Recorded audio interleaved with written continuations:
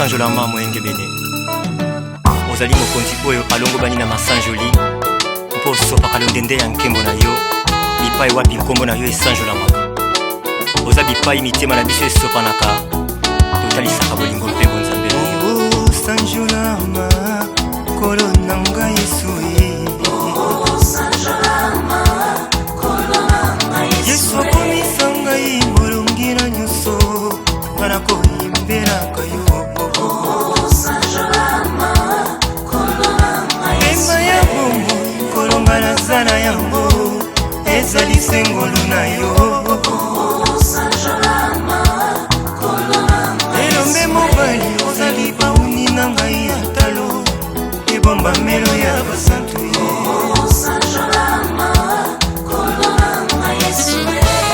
ozali mokonzi oyo amimonisamaka mpolele na bomoi ya bato mpo ete bonzambe na ye etangema ozali ya solo nzambe na nguya tika ete mitema na biso esopa na liboso na yo mokoni ozali mosantu ngai nakokanisa yo na nani kolo na ngai Yesu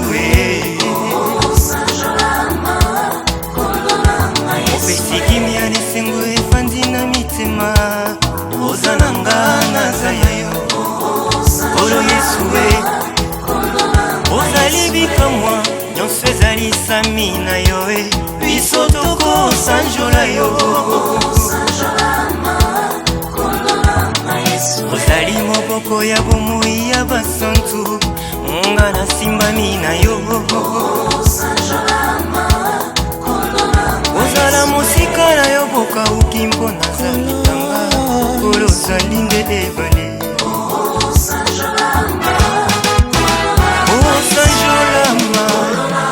sanjolama papa ozali nzambe na nguya okanisolo na moto te likolo efandelo na yo mabele inatelo na yo motema etonzinga salo posa ya koyembelaka yo posa ya kobinelaka yo posa ya konetolaka yo yango yo masanjoli nkolo emoti na motema na ngai sanjolama papa